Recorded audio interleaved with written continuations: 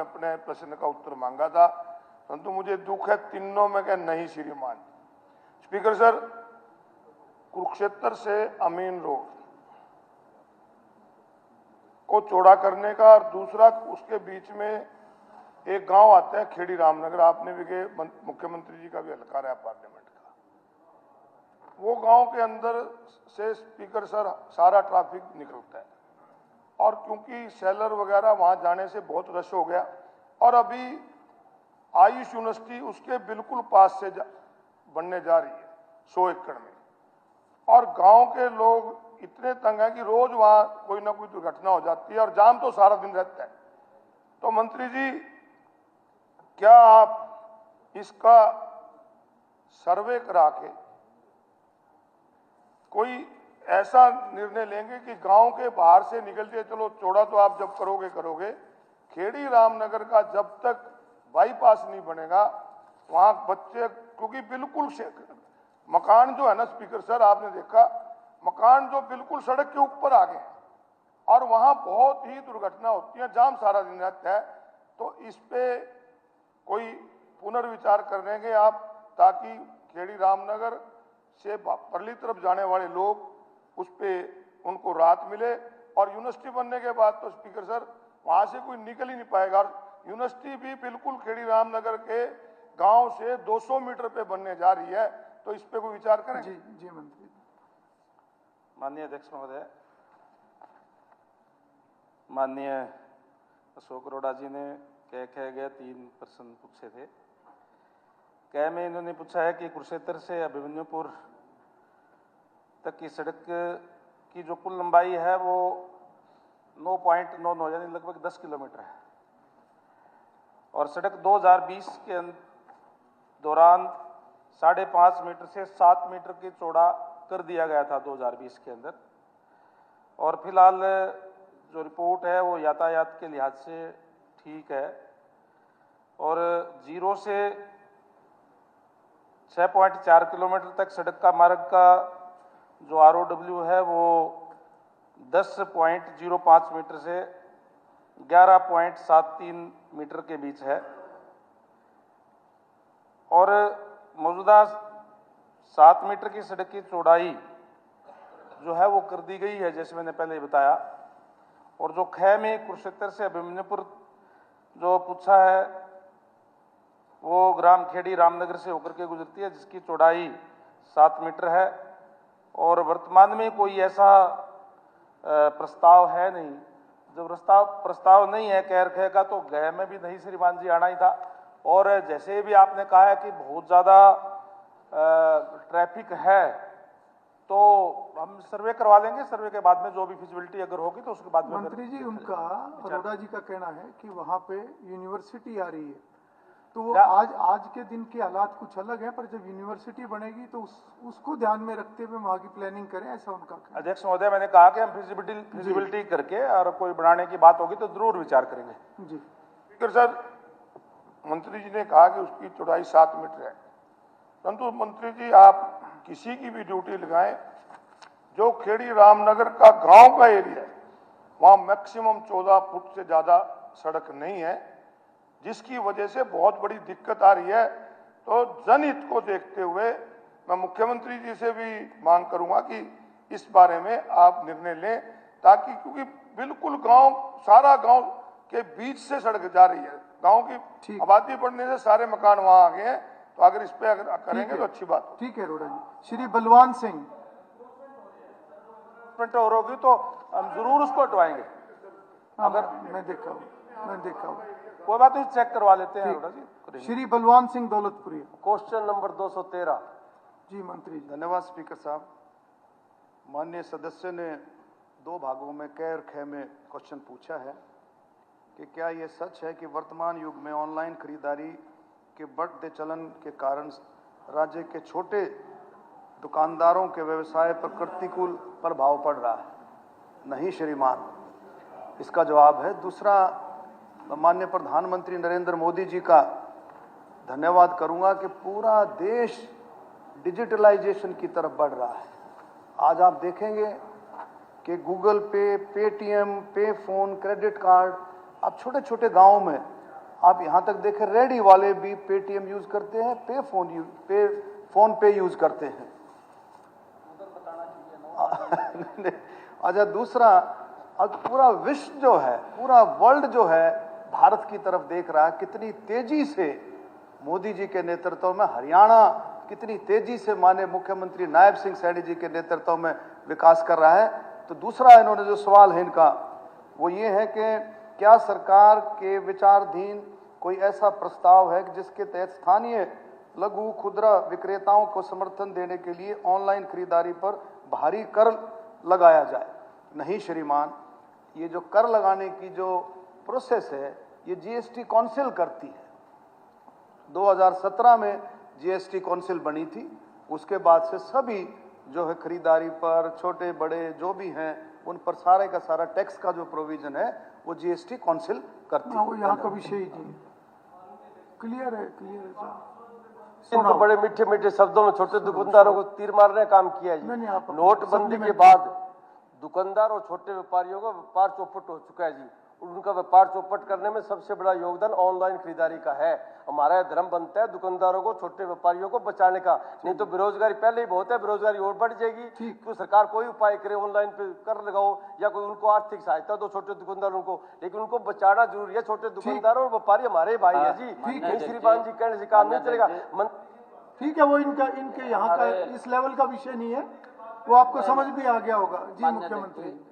क्योंकि तथ्यों की जानकारी नहीं होती, जानकारियों के अभाव में इस प्रकार की बातें करते हैं। देखिए, वर्ल्ड के अंदर माननीय अध्यक्ष जी नरेंद्र मोदी जी के नेतृत्व में भारत वो शक्ति बन करके उभरा है कि आज हमारा रेडी पे सब्जी बेचने वाला व्यक्ति भी यूपीआई का उपयोग कर रहा है, ऑनलाइन ट्रांसफर कर रहा है, किसी को कोई दिक्कत नहीं है। और माननीय अध्यक्ष जी, मैं आपकी जानकारी में मैं माननीय सदस्य को बताना चाहता हूं कि कोरोना के काल में अगर किसी रेडी फड़ी वाले को दिक्कत आई है, बिना ब्याज के 10,000 रुपए तक उसकी सहायता करने का काम ये नरेंद्र मोदी की सरकार ने किया है। किसी को कोई दिक्कत नहीं है। सिर्फ दिक्कत अगर माननीय अध्यक्ष जी किसी को है, कांग्रेस को दिक्कत है कि वो ऑनलाइन क्यों पैसा जा रहा है, सीधा आना चाहिए था, वो दिक्कत आपको है। श्री रणधीर पनियार, श्री रणधीर पनियार। अध्यक्ष जी 214 नंबर।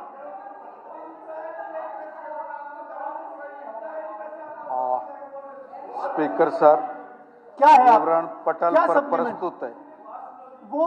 वो प्रदेश सरकार का विषय ही नहीं है जो आप पूछ रहे हो। हाँ, तो बचाना हमारा धर्म बनता है। धर्म बनता है तो अपनी सप्लीमेंट्री। मैं कह रहा हूं नोटबंदी के बाद उनका व्यापार उठा ही नहीं, आप अपने ईगो क्रैश ना हो जाए। इस प्रश्न की सप्लीमेंट्री पूछो, वो सब जानता हूँ, मैं भी जानता हूँ। सप्लीमेंट्री कोई पूछो। झूठ नहीं कह रहे, ये भाजपा सरकार कारपोरेट घरानों की सरकार है। चलिए, वो दुकानदार व्यापारी। Shri Randhir Paniyar. Sir, question number 214। जी मंत्री जी। बताया विवरण सदन के पटल पर प्रस्तुत। जी विधायक जी।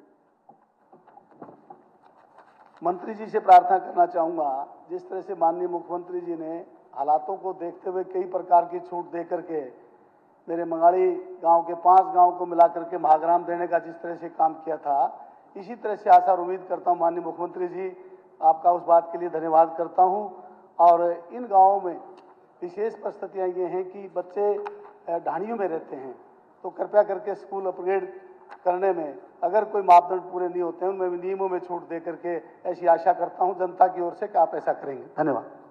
और स्पीकर सर, देखिए संख्या बच्चों की कम है और अगर सम्मानित साथी थोड़ा वहाँ पे प्रयास करेंगे और नियम अनुसार अगर संख्या वहाँ पहुँच जाती है तो हमें अपग्रेड करने में कोई समस्या नहीं है।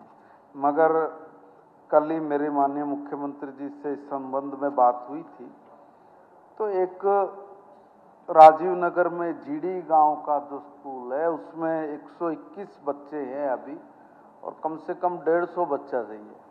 सर, इसमें नियम में थोड़ी ढील देके हम लोग इस स्कूल को अपग्रेड करते हैं, मगर इसकी संख्या भी, क्योंकि नया सेशन अब स्तर शुरू होगा, उसमें प्रयास कर ले कि ये संख्या बढ़ जाए। बहुत धन्यवाद मंत्री जी आपका। इसी तरह से अन्य स्कूलों में भी थोड़ी मेहरबानी करें। श्री कुलदीप वत्स। 215। जी मंत्री जी।